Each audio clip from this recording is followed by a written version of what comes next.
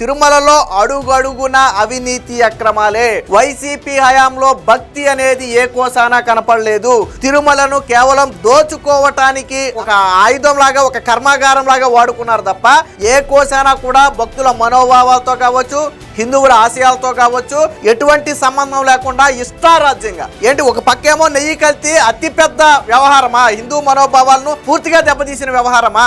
అది కాదు అనుకుంటే పరకామణిలో చోరీ, ఆ దేవుడి డబ్బులు దొబ్బేసిన వాడితో రాజీ చేసుకుని అది చిన్న విషయంగా కొట్టి పడేయటమా? ఏకంగా తిరుమలలో దేవుడి వస్త్రాల వేలంలో ఏదైతే ఆ సాలువాలు ఉంటాయో ఆ వాటిలో కూడా స్కామ్ జరిగింది. దాని మీద కూడా విచారణ జరుగుతుంది. ఇవి కాదన్నట్టు ఇప్పుడు తాజాగా గోవిందరాజు స్వామి విమాన గోపురానికి బంగారు తాపడం పేరుతో ఒక 50 కిలోల బంగారం మాయం చేశారనే వార్త. అంటే టీటీడీలో అడుగడుగునా కూడా అవినీతి అక్రమాలే.